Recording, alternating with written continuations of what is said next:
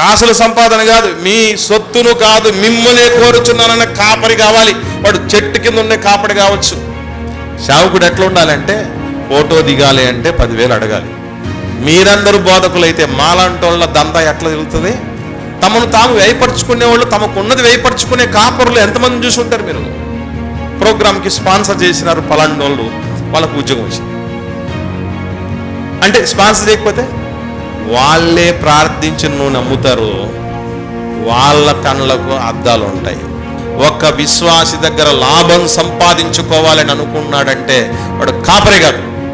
ప్రభువుకి ఎంత అవమానం అంటే, మీలో ఉన్నవాడు లోకంలో ఉన్నవాళ్ళ కంటే గొప్పవాడురా అని దేవుడు అంటే రంగు కాగితాలకు అమ్ముడుపోతాడా సేవకుడు? అందుకే ఏ సేవకుడైనా సరే చచ్చేలోపు సొంత అకౌంట్లలో లక్షల రూపాయలు, కోట్ల రూపాయలు మూలుతుంది అనుకున్నాడు దొంగోడని అర్థం. మీ కిరీటం దొంగిలించబడిందని గుర్తుపెట్టుకోండి. కిరీటం కావాలనుకున్న వాళ్ళే ఏం చేయాలి అని అంటే,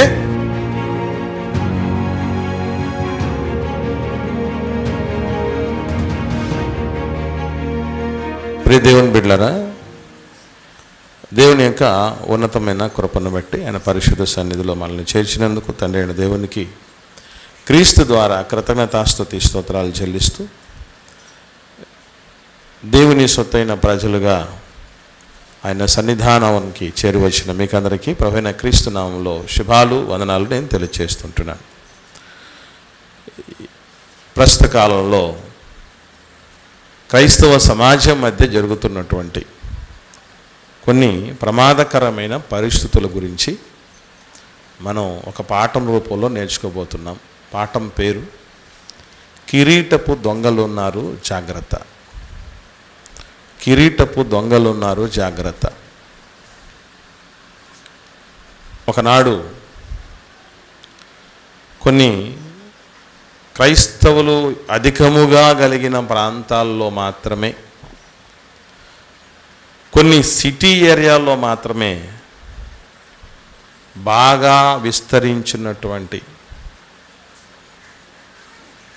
స్వార్థ లాభాపేక్షతో కూడిన దేవుడికి ఇష్టము లేని సంఘాలు, సహవాసాలు, నాయకత్వాలు ఈరోజు కడప ప్రాంతానికి కూడా వచ్చాయి.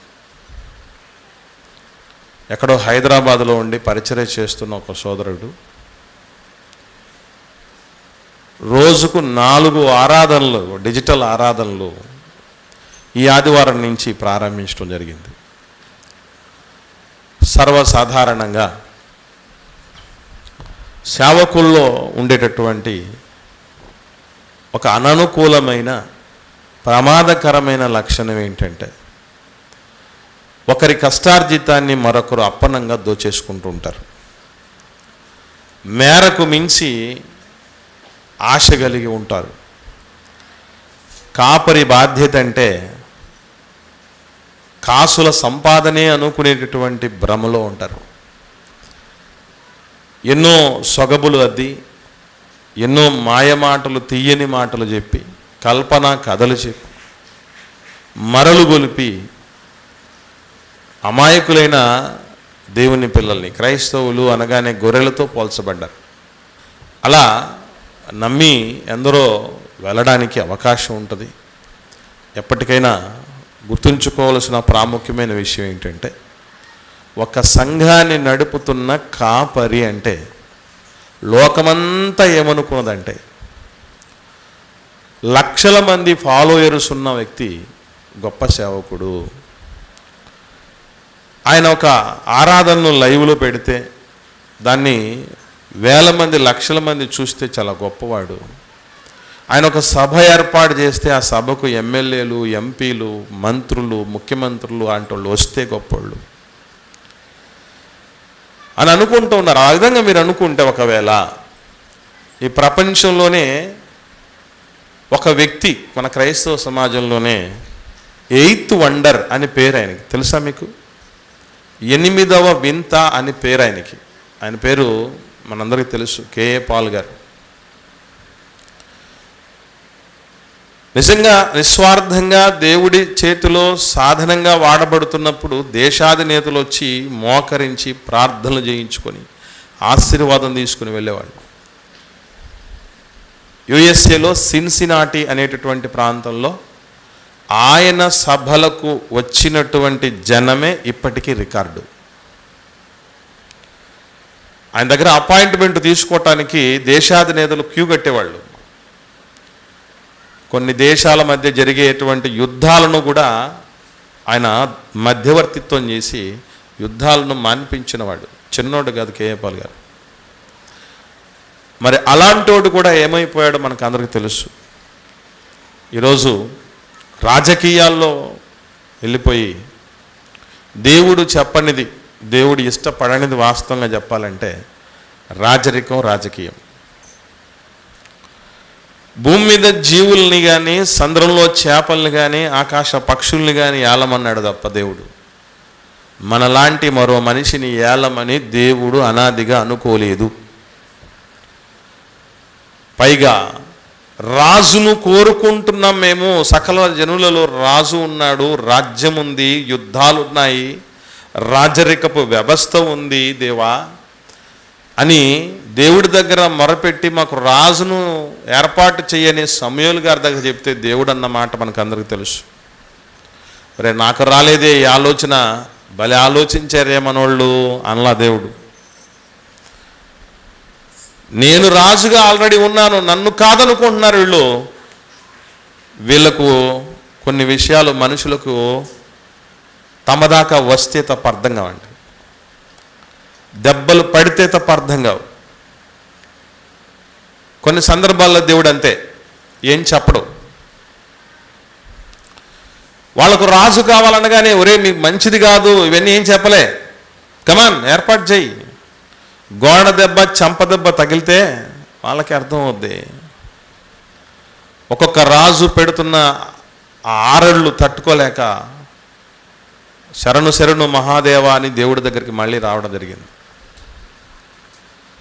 చిన్న కొడుకు ఆస్తి కావాలని కోరుకున్నాడు, మారు మాట్లాడలే నాన్న, కమాన్ గో. ఇస్కరియోతు యూదా అప్పణంగా పట్టించబోతున్నాడు. ఏమన్నాడు ఇస్కరియోతు యూదా? అరే నీకు తగిందా అన్నాడా? ఏమన్నాడు? నువ్వు చేయనది త్వరగా చెయ్యి అన్నాడు.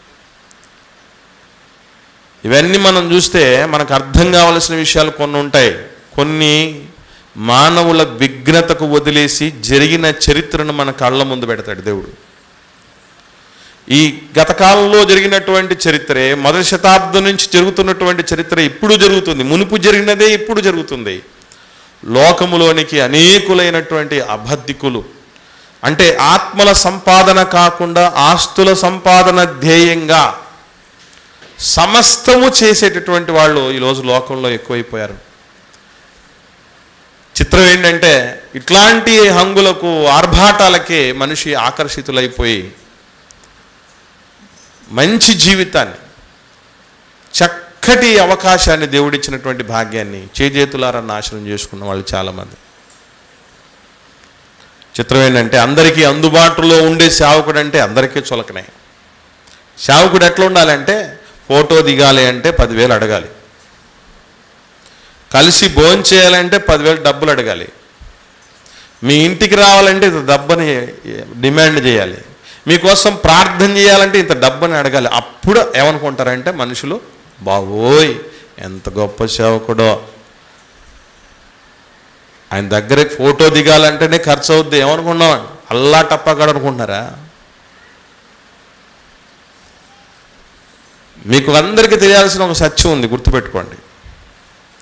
కాపరి అంటే ఎట్లా ఉండాలి అంటే 2 ప్రధానమైన లక్షణాలు కలిగి ఉండాలి. ఒకటి, ఆనాడు దేవుడు యేసుక్రీస్తు ప్రభుల వారు శిష్యుడైనటువంటి పేతురు గారితో మాట్లాడుతూ, పేతురు నువ్వు నన్ను ప్రేమిస్తున్నావా అని అడిగాడు. అవును ప్రభువా నేను ప్రేమిస్తున్నాను, అయితే నా గొర్రెలను మేపు. రెండోసారి అడిగాడు, నువ్వు నిజంగా ప్రేమిస్తున్నావు నన్ను? అవును ప్రభువా, నా గొర్రెలను కాయు అంటాడు. ఈరోజు డిజిటల్ ఆరాధనల పేరుతో మేము దేవుడి మాటలు బాగా అందిస్తున్నాం, గొర్రెలను బాగా మేపుతున్నాం అని చెప్పేసి అంటున్నారు, బాగానే ఉంది. మరి ఎవరు కాయాలి వాళ్ళని? కాయటం అంటే చిన్న విషయం అనుకుంటున్నారా? వాళ్ళు ఎప్పుడు ఎక్కడ ఏ కారణాన్ని బట్టి ఆగిపోతారో, సంఘానికి రాకుండా పోతారో తెలీదు. అది కాపరి తెలుసుకోగలగాలి, సమస్యను అర్థం చేసుకోగలగాలి, ఆకలింపు చేసుకోగలగాలి, వెళ్ళి మాట్లాడి తిరిగి వాళ్ళని తీసుకురావాల్సినటువంటి పని చేయగలగాలి. వాళ్ళ కుటుంబంలో ఒక కాపరి పరిస్థితి ఏంటంటే, మనిషి పుట్టిన నాటి నుండి మట్టిలో పెట్టేంత వరకు కూడా కాపరి అందరికంటే ముందుండేవాడు.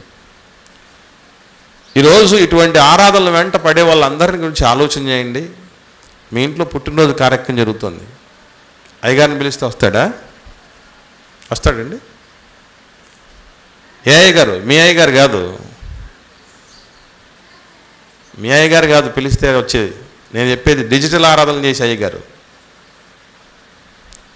పోనీ మన ఇంట్లో ఒకరు చచ్చిపోయారు, వచ్చి ఆయన భూస్థాపన చేస్తాడా? ఆదరణ కొడుకు ఏర్పాటు చేస్తాడా? జ్ఞాపకార్థ కొడుకు ఏర్పాటు చేస్తాడా? మనల్ని ఆదరిస్తాడా? మనకేదో ఇరుకో ఇబ్బంది వచ్చింది, దగ్గరుండి చూసుకోగలడా? తన వంతు పాత్రలైనా చక్కగా పోషించడానికి అవకాశం ఉందా? అది తెలియకుండా వాళ్ళు ఏం చేస్తున్నారు, వాళ్ళు ఎక్కడున్నారో, వాళ్ళ సమస్య ఏంటి, వాళ్ళ పరిస్థితులు ఏంటి అనే విషయాలు అర్థం చేసుకో. తండ్రి బిడ్డల సంబంధం లాంటిది కాపరి విశ్వాసాల సంబంధం. దాంట్లో చాలా సమిధ అయిపోవాలి, అంత సులభమైనటువంటి విషయం కాదు. ఇవన్నీ తెలియక మందను కనికరింపగా క్రూరమైన తోడేళ్ళు గొర్రెల చర్మాలు కప్పుకొని ఈరోజు లోకం మీదకి పడుతున్నారు. అందుకే దేవుడు ఒక మాట అడుగుతున్నాడు, చెప్తున్నాడు, మనకందరికీ జాగ్రత్త పరుస్తున్నాడు. ఏమిటది అంటే, ప్రకటన గ్రంథం చూద్దాం, 3వ అధ్యాయం 11వ వచనం చూద్దాం ప్రియులారా.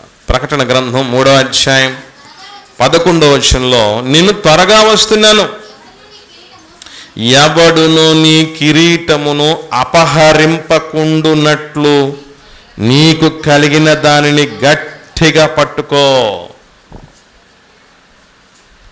నీ కిరీటాన్ని అపహరించే వాళ్ళు వస్తారని దేవుడు ఎప్పుడో చెప్పాడు. కిరీటం అంటే ఇంతకు ఏమిటా కిరీటం? మీ దగ్గర ఎవరికైనా కిరీటాలు ఉన్నాయా? అయినా వెరైటీగా కిరీటాన్ని దొంగిలించే దొంగలేంటి? ఎన్ని రకాల దొంగలను ఇప్పుడుదా మనం చూసాం. దారి దోపిడి దొంగలను చూసాం, సముద్రపు దొంగలను చూసాం, విమానంలో దొంగలను చూసాం, మనం బందిపోటు దొంగలను చూసాం, గజ దొంగలను చూసాం, జేబు దొంగలను చూసాం, బంగారాన్ని దొంగిలించిన వాళ్ళని చూసాం, డబ్బును దొంగిలించిన వాళ్ళని చూసాం, ఆఖరికి మనుషులను దొంగిలించినటువంటి దొంగలు కూడా చూసాం. నా మనసును దోచేసిన దొంగ అని చెప్తారే, అట్లటోళ్ళు చూసాం. ఈ కిరీటపు దొంగ ఎవడు? అసలు ఈ కిరీటం అంటే ఏంటి అనేది మనకు తెలియాలి. ఒకసారి ఫిలిప్పీలు రాసిన పత్రిక వద్దాం, 4వ అధ్యాయం ప్రారంభ వచనం. పౌలు గారు ఫిలిప్పీలకు రాసిన పత్రిక 4వ అధ్యాయము ప్రారంభ వచనం చూద్దాం పిల్లరా. ప్రారంభ వచనం, కావున నేను అపేక్షించు నా ప్రియ సహోదరులారా. కాపరి ఎట్లుండాలి, సేవకుడు ఎట్లుండాలి, నాయకుడు ఎట్లుండాలంటే లక్షల మంది ఫాలోవర్స్ ఉండాలి అని మనం అనుకున్నట్టు కాదు, సబ్స్క్రైబర్స్ ఉండాలని చూసినట్టు కాదు, లైవ్ పెడితే వేల మంది లక్షల మంది చూస్తారనేటువంటి పరిస్థితి కాదు, ఆసియాలోనే నంబర్ 1 సంఘం అనేటువంటి రికార్డులు ఉండడం కాదు. కాపరి అంటే ఎట్లా ఉండాలంటే అక్కడ చెప్తున్నాడు చూడండి, నా ఆనందం. ఆగాలి మనం కాసేపు ఇక్కడ. కాపరికి ఆనందం ఏంటి? కాపరికి ఆనందం ఎవరు? మీకు ఆనందం ఇచ్చేది ఎవరు? మీకు ఆనందం ఇచ్చేది ఎవరంటే ఎవరి పేరు చెప్తారు మీరు? మీరు చెప్పండి, మీకు ఆనందం ఇచ్చేవాళ్ళంటే ఎవరి పేరు చెప్తారు మీరు? ఈ ప్రపంచంలో అందరికంటే ఆనందం ఇచ్చేవాళ్ళు ఎవరు మీకు? మనుషుల్లోనే, దేవుడు అని చెప్పకండి మళ్ళీ, మనుషుల్లోనే మీకు అందరికంటే ఆనందం ఇచ్చేవాళ్ళు ఎవరు? పిల్లలే, నో డౌట్ అట్ ఆల్, పిల్లలే. నిజంగా చాలా మ్యాజికల్ పవర్ పెట్టాడు పిల్లల్లో దేవుడు. వాళ్ళు మన కోసం ఏం ఆలోచన చేయలేకపోయినా, మనకి ఏమీ చేయలేకపోయినా, మన నెత్తి మీద కిరీటం పెట్టకపోయినా, మన నెత్తి మీద పాలు పోయకపోయినా, బండలేసినా, వాళ్ళంటేనే మనకు అమితమైన ఆనందం. వేదికకి పిల్లలు మాట్లాడుతూ ఉంటే కళ్ళల్లో నీళ్లు దిగిన తల్లిదండ్రులను చూశాను నేను. తాను చదువుతున్నటువంటి ర్యాంకులు కొన్ని చోట్ల ప్రైవేట్ స్కూల్స్లో మీకు తెలుసో తెలీదో, నర్సరీ, ఎల్కేజీ, యూకేజీ అయిపోయిన తర్వాత వాళ్ళకు డిగ్రీ ప్రదానం చేసేటప్పుడు కాన్వకేషన్ లాంటిది చేస్తా చూసారా ప్రోగ్రాం, అది పెట్టగానే దాన్ని చూసి ఏదో అప్పుడే డిగ్రీలన్నీ మొత్తం అయిపోయాయి అన్నట్టు సంబరపడిపోతారు వాళ్ళు చూసి.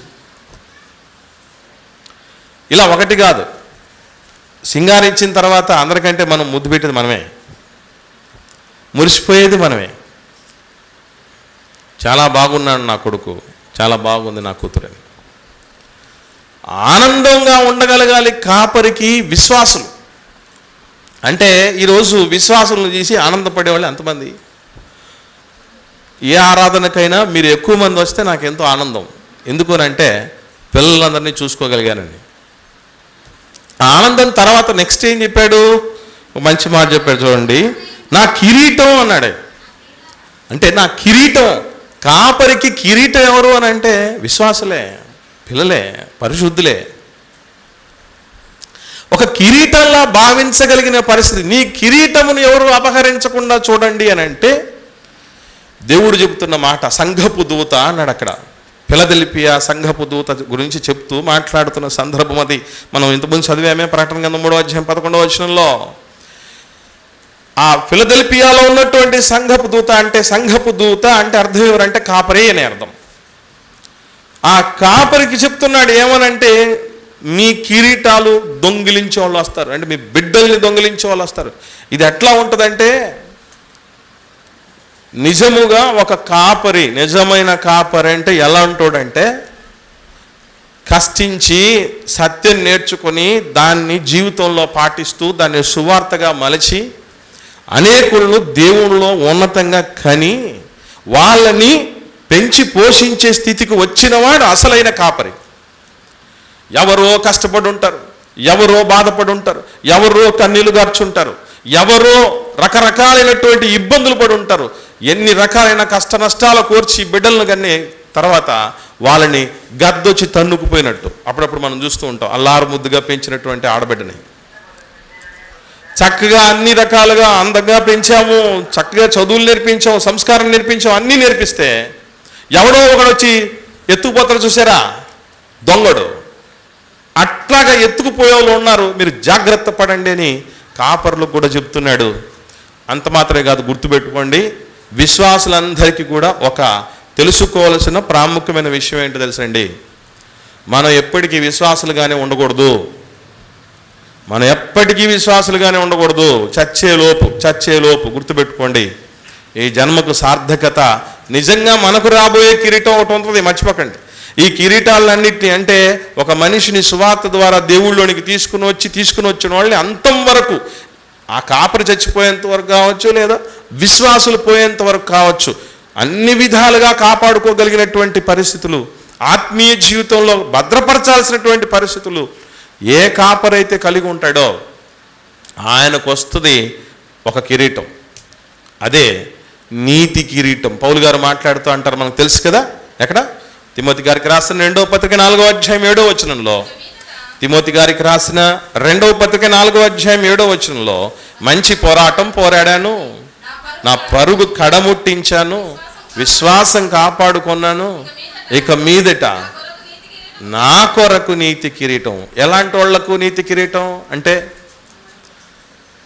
కష్టపడి ఆత్మలను సంపాదించి చెరసాల్లో ఉన్న పౌలు గారు సంఘాన్ని మర్చిపోలేదు, గుర్తుపెట్టుకోండి. ఎన్నో పత్రికలు చెరసాల్లో ఉండి కూడా రాశాడు. ఎందుకంటే పిల్లలు ఏమైపోతారోనని, సత్యవాక్యం అందించాలన్నటువంటి సదుద్దేశంతో పత్రికలు రాసి మరి పంపించడం జరిగింది.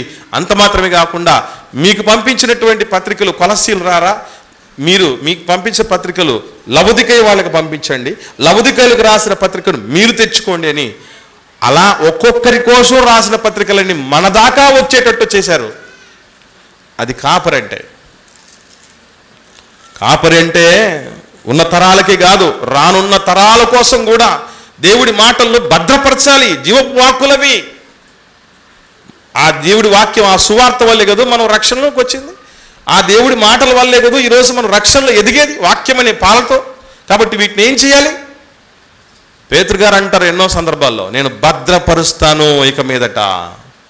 నా మాటలన్నీ మీకు భద్రపరుస్తాను. అలా భద్రపరిస్తేనే ఈ రోజు వరకు మనకు వచ్చే 2000 సంవత్సరాల క్రితం రాసినటువంటి పత్రికలన్నీ మనకు ఎలా వచ్చాయి అనుకున్నారు? ఎప్పుడో క్రీస్తు పూర్వం 100-2000 సంవత్సరాల్లో రాయబడినటువంటి పాత నిబంధన గ్రంథాల్లో ఉన్న విషయాలను ఈరోజు మనకు ఎందుకు వచ్చాయండి? వాళ్ళు భద్రపరిచారు. ఇలా భవిష్యత్ తరాల కోసం దేవుడి వాక్యాన్ని ఏ రీతిగా సంస్కరించాలన్న ఉద్దేశంతో భద్రపరిచేవాడు మంచి కాపరి తప్ప, తరతరాలు కూర్చొని తిన్నా కూడా తరిగిపోని ఆస్తులను విశ్వాసులను బ్లాక్మెయిల్ చేసి ముందు మాయ మాటలు చెప్పేసి తీయని మాటలు చెప్పేసి కొంతమంది చెప్తూ ఉన్నారు. ఆ సోదరుడు సభ ఏర్పాటు చేస్తే మేము వెళ్తే అన్నా నేనే ఇన్స్పైర్ అయిపోయానని చెప్తున్నారు. అంత ఈజీగా ఏమాత్రం కదలనేటువంటి వాళ్ళు, స్థిరులుగా ఉండేటటువంటి వాళ్ళు, సేవకుల స్థితిలో ఉన్నటువంటి వాళ్ళు సైతం ఆ మాటలు విని నేనే మెస్మరైజ్ అయిపోతున్నాను, ఏమైనా చేయాలనిపిస్తుంది, ఆయన చేస్తున్నటువంటి పరిచయంలోకి మేము పాలువాసులు అయిపోవాలనిపిస్తూ ఉంటుంది, ఎలాగైనా చేయాలనిపిస్తుంది అన్నట్టుగా మారిపోతున్నటువంటి పరిస్థితి. ఇంకా అమాయకుల సంగతి ఏంటి చెప్పండి? అందుకే గుర్తుపెట్టుకోండి ప్రియులారా, ఈరోజు మనం విశ్వాసులందరూ కూడా గుర్తుపెట్టుకోవాల్సిన విషయం ఏంటంటే, సేవకులు చెప్పిన విషయాలను కూడా వాక్యానుసారంగా ఉన్నాయో లేవోనని పరిశీలన చేసి ఫైనలైజ్ చేసుకోవాల్సినటువంటి స్థితికి ఎదగాలి. అంత మాత్రమే కాకుండా మీరు కూడా సేవకులు అవ్వాలి. ప్రభువును పేతురు గారు ఒక్కరైనా ప్రేమించాల్సింది, మనం ప్రేమించకూడదా? పేతురు గారి కోసం ప్రభు ఏం చేశాడో అదే మనకు చేయలేదు ఆయన? నేను మీకు ఏ సంగతులు ఆజ్ఞాపించానో అదే సంగతులు వాళ్ళకు కూడా ఆజ్ఞాపించు అంటే, మీరు రక్షించండి, మీరు సువార్త చెప్పండి అని అపోస్తలులకు చెప్పింది. మీరు ఆ ఆత్మలను కనండి, సంఘాలను ఏర్పాటు చేయండి, సంఘాన్ని ఏర్పాటు చేసిన తర్వాత సంఘంలో ఒక క్రమాన్ని ఏర్పాటు చేసి సంఘాన్ని పెంచి పోషించండి అని వాళ్ళకి ఏదైతే చెప్పాడో అది కూడా మనకు వర్తిస్తుంది. సహోదరులందరూ కూడా చచ్చిపోయే సమయానికి జీవితం సార్థకత ఎప్పుడవుతుందనంటే, చనిపోయేలోపు సేవకుడి స్థితిలో ఉండి చనిపోవాలి. సహోదరిమణి భార్య ఆ సేవలో సహకారిగా ఉండి చావాలి. ఇది చాలా ప్రాముఖ్యమైనది పిల్లరా. ఎందుకంటే ఎవరి కోసం నీతి కిరీటం అంటే, ఇదిగో యేసు ప్రభుల వారు రోజు చెప్పాడు, మిమ్మల్ని మనుషుల పట్టు జాలరుగా చేస్తాను అని. మనుషులు పట్టు చేపలు పట్టడానికి ఏం కావాలండి? చేపలు పట్టడానికి ఏం కావాలి? గాలం కావాలి, వల కావాలి. మరి మనుషులు పట్టడానికి ఏమి ఇచ్చాడు? ఏ గాలం ఇచ్చాడు, ఏ వల ఇచ్చాడు అని అంటే, దానికి కూడా మనకు క్లారిఫికేషన్ దేవుడు ఇచ్చాడు. యోహాను సువార్త 17వ అధ్యాయం 7వ వచనం చూద్దాం. యోహాను సువార్త 17వ అధ్యాయం, యోహాను సువార్త 17వ అధ్యాయం 7వ వచనంలో, నీవు నాకు అనుగ్రహించిన మాటలు నేను వారికిచ్చాను. అంటే ఏమిస్తాడు ప్రభువుల వారు? పేతురు గారి చేతికి ఇచ్చిన గాలం ఏంటనుకుంటున్నారు? అపోస్తలుల చేతికి ఇచ్చిన వల ఏంటనుకుంటున్నారు? ఈరోజు మనం కూడా చేత పట్టాల్సినటువంటి గాలం వల ఏంటంటే దేవుడి వాక్యం. 14వ వచనంలో కూడా చూడండి ఏమనుందో. 14వ వచనం కూడా చూడండి. వారికి నీ వాక్యం ఇచ్చాను. ఆ వాక్యంతోనే ఏం చేయాలి అంటే, ఆ వాక్యాన్ని సువార్తగా మలిచి ఆత్మలను రక్షించాలి. ఆ వాక్యాన్ని బోధగా మలిచి సంఘాన్ని పెంచి పోషించాలి. అది అందరి కోసం ఉన్నది. ఈరోజు అనేకులైనటువంటి కాపరులు పొరపాటును కూడా విశ్వాసుల్ని కాపరి స్థితికి ఎదిగించలేరు. ఆ మైండ్ సెట్ని, ఆ చిప్ని మైండ్లో నుంచి తీసేస్తారు. కారణం ఏంటంటే, మీరందరూ బోధకులైతే మాలాంటోళ్ళ దందా ఎట్లా తిరుగుతుంది? దేవుని సంకల్పం అంతా ఏది దాచుకోకుండా చెప్పగలిగినటువంటి వాడు దైవుడు కుమారుడు, దైవ సేవకుడు, అంతే తప్ప ఏన్ని పెట్టకథలు చెప్పేవాళ్ళు వచ్చారు ఏదో ప్రపంచంలోనికి. కల్పనా కథలు చెప్పేటువంటి వాళ్ళు ఎంతమంది లేరు? మాయ మాటలు చెప్పేవాళ్ళు ఎంతమంది లేరు? తీయని మాటల చేత మోసపరిచే వాళ్ళు ఎంతమంది లేరు? అదే కావాలి ప్రపంచానికి. దురద చెవులను గోకేవాడు కావాలి తప్ప దాని మీద టించర్ పోసి బాగు చేసేటువంటి వాడు అవసరం లేనటువంటి పరిస్థితులు ఈరోజు కనబడుతున్నాయి. పౌలు గారు ఎన్నో సందర్భాల్లో బాధపడతారు. ఏమనంటే, నేను ఎంతగా నిన్ను ప్రేమిస్తే మిమ్మల్ని మీరు ఎంతగా నన్ను ద్వేషిస్తారా? ఎందుకు అలాంటి తనకున్నదంతా ఖర్చు వేసుకొని తనను తాను ఖర్చు చేసుకున్న వాడిని ద్వేషిస్తారా అంటే, అవును అలాంటి వాళ్ళని ద్వేషిస్తారు. యేసుప్రభుని ద్వేషించలా, అపోస్తలుని ద్వేషించలా, ఈరోజు నికార్సైన సేవ చేసేవాడికి సరైనటువంటి సహాయ సహకారాలు అందవు. లోకములో మోసగాళ్లకు అందినటువంటి రీతిగా అందో. మీకు కొన్ని సంఘాల్లో మీకు తెలుసో తెలీదో, సంఘాల ప్రారంభంలోనే ప్రపంచంలో ఎన్ని రకాల బ్యాంకులు ఉన్నాయో అన్ని రకాల బ్యాంకుల ఏటీఎంలు ఉంటాయి. తెలుసా మీకు? సంఘంలోనికి ఎంటర్ అయ్యే ముందే అన్ని రకాలైన బ్యాంక్ ఏటీఎంలు ఉంటాయి. ప్లస్ ఇంకోటి ఏంటంటే, సంఘంలో పోగైన డబ్బులు ఎంచుకోవడం మనుషులు కష్టమైపోయి మిషన్లతో ఎంచుకుంటున్నారట. అట్టటోళ్ళ పని బాగుంటుంది. దేవుడు ఎప్పుడో చెప్పాడు, మేము అన్నీ తెలిసే వచ్చాం. ఇలాంటివన్నీ మీ పరిస్థితులు ఇట్లా ఉంటాయి, మిమ్మల్ని ద్వేషించింది లోకం, మిమ్మల్ని పట్టించుకోలేదు అని అంటే మీరు ఏం బాధపడద్దు. ఎందుకంటే నాకే జరిగింది, అది మీకెంత సృష్టికర్తగా జరిగింది. మేమేమాత్రం చేస్తున్నాం లోకం కోసం, సంఘం కోసం, సహవాసం కోసం, విశ్వాసం కోసం. ప్రాణమే ఇచ్చాడు ప్రభు. మేము అంత స్థాయికి ఎదగలేదు కదా. అందుకే అంటే ఈరోజు లోకంలో ఎట్లాంటి వాళ్ళు తయారయ్యారు అంటే, తమను తాము వ్యయపరుచుకునే వాళ్ళు, తమకు ఉన్నది వ్యయపరుచుకునే కాపరులు ఎంతమంది చూసి ఉంటారు మీరు? ఎంతవరకు ఉన్న మన జోబులో ఉండే తన జోబులోకి ఎలా తెచ్చుకోవాలన్నటువంటి రీతిగా ప్రయాసపడేవాడు, ఆలోచన చేసేవాడు, మోసం చేసేవాడు, ఇంకా చెప్పాలంటే బ్లాక్మెయిల్ చేసేవాళ్ళు. ఎట్లాంటి వాళ్ళు ఉంటారంటే, ఇదిగో టీవీ ప్రోగ్రామ్కి స్పాన్సర్ చేసినారు పలాంటి వాళ్ళు, వాళ్ళకు ఉద్యోగం వచ్చింది అంటే స్పాన్సర్ చేయకపోతే నీకు జాబ్ రాదు. టీవీ ప్రోగ్రామ్కి స్పాన్సర్ చేశారు, మంచి సంబంధం దొరికింది, ఫారిన్ సంబంధం. టీవీ ప్రోగ్రామ్కి స్పాన్సర్ చేయటం జరిగింది. లేదంటే మా కార్యక్రమాలకు నిత్యము వాళ్ళు నిత్య భాగస్వాములుగా ఉంటారు కాబట్టి వాళ్ళ ఇంట్లో ఏం జరిగిందని అంటే క్యాన్సర్ రోగం బాగైపోయింది. ఇట్లాగని చెప్తారు. అంటే చేయకపోతే ఏమైపోతావు అన్నమాట, నీకు ఇవన్నీ జరగవు. అలాంటి మాటలే నచ్చుతాయి. సమయం వచ్చింది కాబట్టి చెప్తున్నా. బెదిరించేలు బ్లాక్మెయిల్ చేసేవాడు సంగతి ఎట్లా ఉంటుందంటే మీకు ఒక మాట చెప్తాను. ఒక శాల ఉంది, స్వస్థత శాల, తెలుసు కదా మీకు.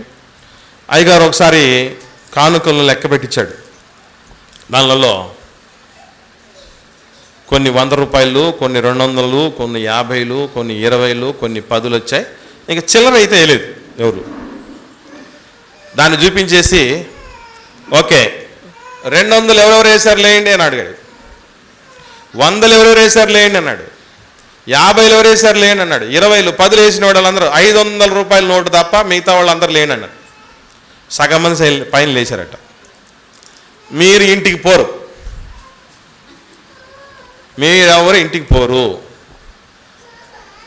డైరెక్ట్గా పైకే. నేను ఆల్రెడీ దేవుడికి చెప్పేశా.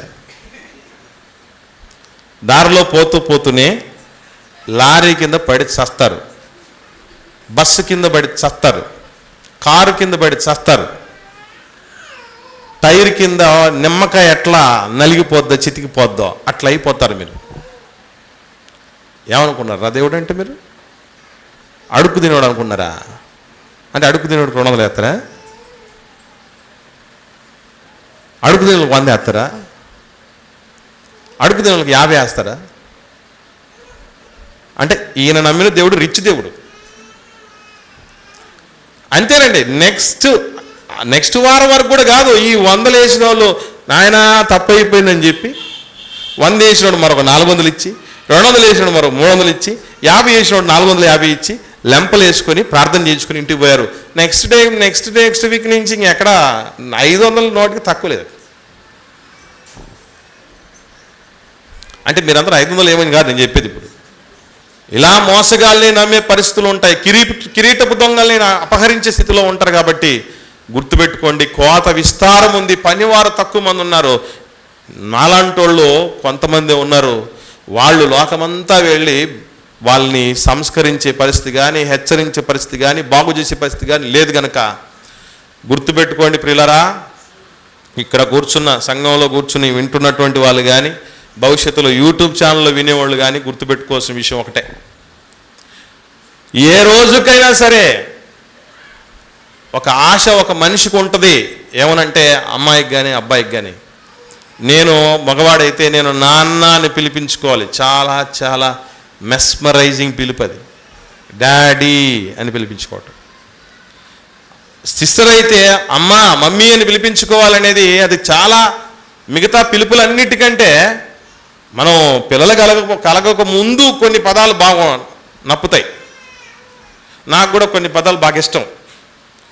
నేను పిలవాలన్నా నన్ను పిలవాలన్నా అది ముందు ఇష్టం, కానీ వన్స్ డాడీ అయిపోయిన తర్వాత దాని ముందు ఏ పదవి ఇష్టపడ్డల్లా. అలాగే ఒక ఆత్మ కోసం ప్రయాసపడి, ఒక్క ఆత్మనైనా చాలు జీవితంలో, దాన్ని సంపాదించి దేవుడి కొరకు వాళ్ళని పెంచి పోషించి ప్రయోజకులుగా తీర్చిదిద్ది చావాలి. లేదంటే మీకు ఎవరికి కిరీటాలు దొరకవు. ఉంటే అలా స్థితిలో అన్నా ఉండాలి, లేదంటే ఇంక నా వల్ల కాదు, నేను కుదరలేదు అని అంటే గొప్ప సహకారిగా ఉండాలి సువార్త సేవలో. ఎలాంటి వాళ్ళకి అనుకున్నారు? పౌలు లాంటి మహానుభావుడికి, పౌలు లాంటి కష్టపడేవాడికి, పౌలు లాంటి సేవ ఉన్నతంగా జరిగించేవాడికి సహకారం అంటే వీళ్ళది. ఏదో ఉడతా భక్తి అంటారే, అట్టా భక్తి కాదు, అలాంటి సహకారం కాదు. నీ సహకారం లేకపోతే ఎంతో పని ఆగాలి. అది ఏ రూపమైన సహకారం కావచ్చు. నీకు నువ్వే సపోర్టుగా ఉండే సహకారమా, లేదా నీ సంపాదన ఉన్నతంగా ఇచ్చే సహకారమా, లేదా నీ తెలివితేటలు నీకున్నటువంటి తలాంతులన్నీ ధారపోసే సహకారమా, లేదా సంఘములోనికి కొత్త ఆత్మలు తీసుకొచ్చే సహకారమా? ఏం చేస్తారు? అలాంటి స్థితిలో ఉన్నవాళ్ళు ఈ రెండు స్థితుల్లో కాకుండా మిగిలిన ఏ స్థితిలో ఉన్నా పరలోకం మీద ఆశ వదులుకోండి.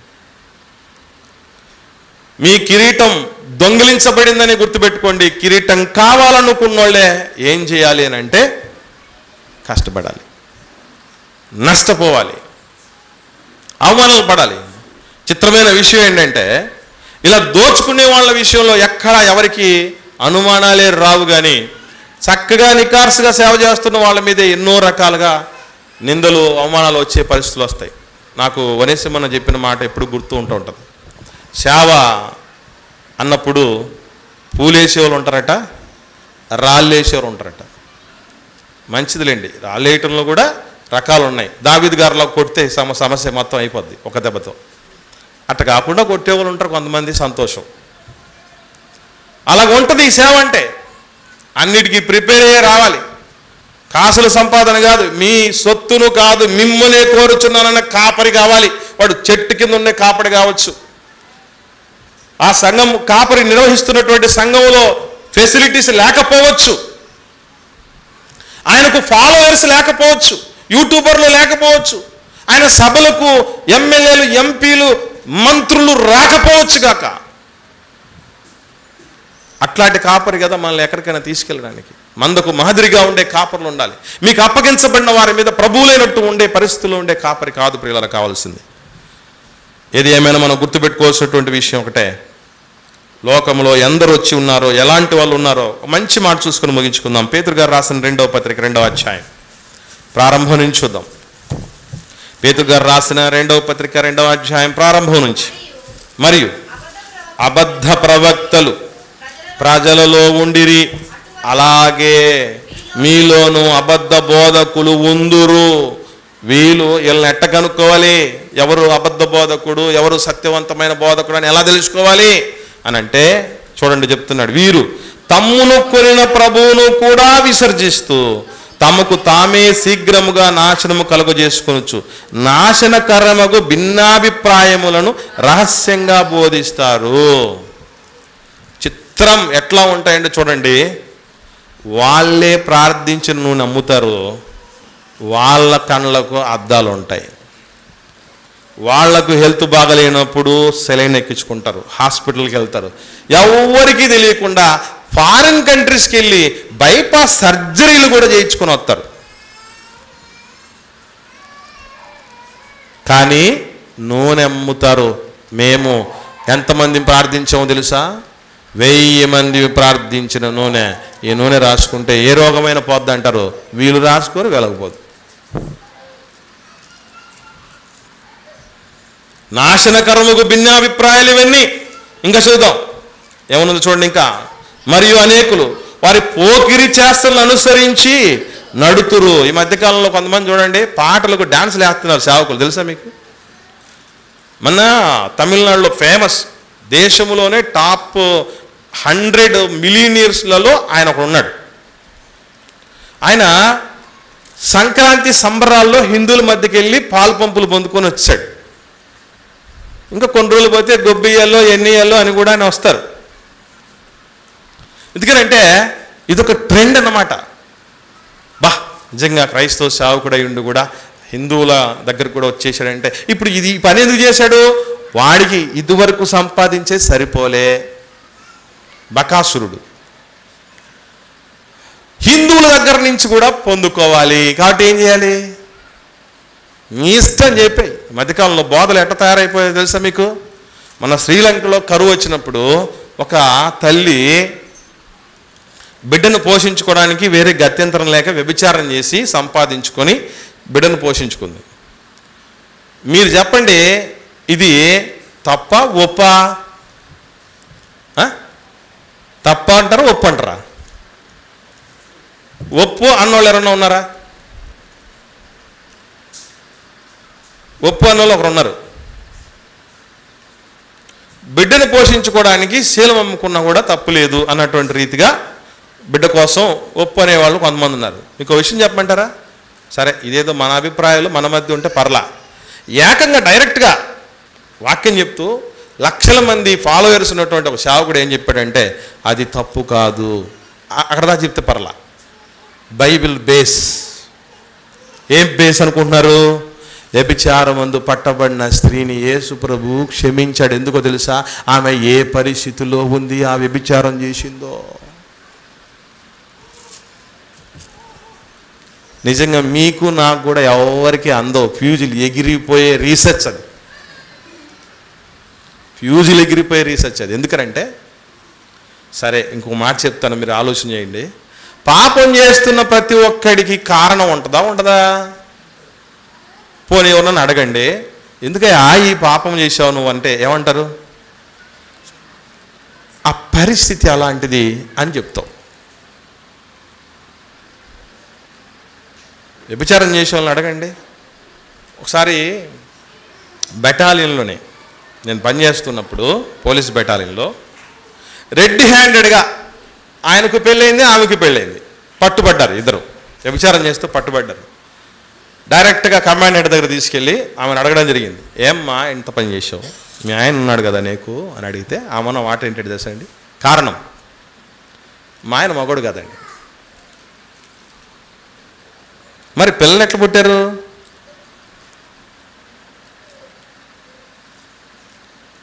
అంటే ఒక సాకు కారణంగా చెప్పడానికి దేనికైనా ఉంటుంది.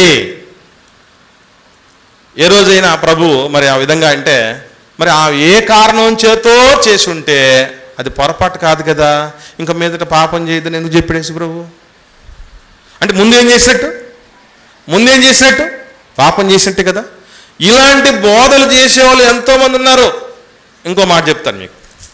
ఒక మనిషి ప్రాణం తీయడం మనిషికి తగిందేనా? ఒక మనిషి ప్రాణం తీయటం మనిషికి తగ్గిందేనా అంటే కొన్ని కారణాలు చెప్తాను. ఇప్పుడు ఉరి శిక్ష విధిస్తున్నారు దేశంలో, ఇది దేవుడి చట్టంలో సరైందా కాదా? ఒకటి. రెండవది, ఎంతోమంది నక్సలైట్లు ఎన్కౌంటర్ చేస్తారు, ఇది సరైందా కాదా? మూడవది, బార్డర్లో శత్రుదేశాల వాళ్ళని చంపేస్తున్నారు, ఇది సరైందా కాదా? ఎప్పుడూ అయిపోయి ఇప్పుడు చెప్తున్నా మీకు, అంతే లేటుగా చెప్తున్నా. కడప రాయలసీమలో ఉండి బాంబులు కడపలో ఉండి కూడా ఈ బాంబుల గురించి చాలా లేటుగా చెప్తున్నా మీకు. అలా చేయడంలో ఏమాత్రం తప్పు లేదు, అది కర్తవ్యం అని చెప్పారు. ఇలాంటి బోధకులకు ఎంతమంది ఫాలోవర్స్ ఉంటారో తెలుసా? గొర్రె కాసాయాలు నమ్ముతుందంటే అదే. ఇంకా చూద్దాం. ఇంకా మనం పోకిరి చేస్తలు ఇవన్నీ అనుసరించి నడుస్తారు, వీరిని బట్టి సత్య మార్గము దూషించబడుతుంది. వారు అధిక లోబులై కల్పనా వాక్యములు చెప్పుచు మీ వలన లాభము సంపాదించుకుంటారు. వారికి పూర్వము నుంచి విధింపబడిన తీర్పు ఆలస్యం చేయదు, రెడీగా ఉంది తీర్పు. మీ దగ్గర లాభం సంపాదించుకోవాలంటూ గుర్తుపెట్టుకోండి. ఎప్పటికైనా ఈవెన్ ఎవరైనా సరే, నేను నాతో పాటు ఎవరైనా గొప్పవాళ్ళని ఎవరినైనా మీరు అనుకుంటున్నారో వాళ్ళందరూ కూడా గుర్తుపెట్టుకోండి. ఒక విశ్వాసి దగ్గర లాభం సంపాదించుకోవాలని అనుకున్నాడంటే వాడు కాపరే కాదు. ఒకవేళ లాభం అంటే ఏంటి అంటే డబ్బు రూపాన వచ్చే లాభం కాదు, ఆ పుట్టిన బిడ్డ ఎదిగి కాపరంత స్థితికి ఎదిగితే అది గొప్ప లాభం. దేవుడిలో పుట్టినటువంటి బిడ్డ మాటలు రాని వాడు ప్రార్థన చేశాడు, దేవుడే సంతోషపడి, అది లాభం. పాటలే రానివాడు పాటలు పాడుతున్నాడు, పాటలు పాడడం నేర్పిస్తున్నాడు, పాటలు రాసేస్తున్నాడు, అది లాభం అంటే తండ్రికి, కాపరికి. అలాంటి లాభాన్ని తప్ప డబ్బు రూపేణ వచ్చే లాభమా? ప్రభువుకి ఎంత అవమానం అంటే, మీలో ఉన్నవాడు లోకంలో ఉన్నవాళ్ళ కంటే గొప్పవాడు రా అని దేవుడు అంటే రంగు కాగితాలకు అమ్ముడుపోతాడా సేవకుడు? దానికంటే చావడం బెటరు, జీవితాన్ని ముగించుకోవడం బెటర్ పిల్లరా. డబ్బా అపోస్తల కాళ్ళ దగ్గర ఉండేది అది. ఈరోజు సేవకుడు డబ్బును ఎట్లా చూడాలంటే కాళ్ళ దగ్గర చూడాలి, నెత్తిన పెట్టుకోకూడదు. అందరి నెత్తిన చేయి పెట్టి ముంచేసే విధంగా దాన్ని సంపాదించుకోకూడదు సేవకుడు. అందుకే ఏ సేవకుడైనా సరే చచ్చేలోపు సొంత అకౌంట్లలో లక్షల రూపాయలు, కోట్ల రూపాయలు మూలుగుతుంది అనుకున్నాడు, దొంగడు అని అర్థం. ప్రభువునందు మీ ప్రయాస అన్నాడా, పైసా సంపాదించుకోవడం అన్నాడా? ప్రయాసే, అది అర్థం కాదు. కాబట్టి కిరీటపు దొంగలు ఉన్నారు, జాగ్రత్త. మీరు కూడా కిరీటాలు సంపాదించే స్థితికి ఎదగండి. ఆఖరికి దేవుడిచ్చే నీతి కిరీటాన్ని మనం పొందుకుందాం. నేను ఈ మాటల చేత హెచ్చరించుకుంటూ మిమ్మల్ని అందరినీ హెచ్చరిస్తూ ఈ మాటలు ముగిస్తున్నాను. ప్రార్థిద్దాం.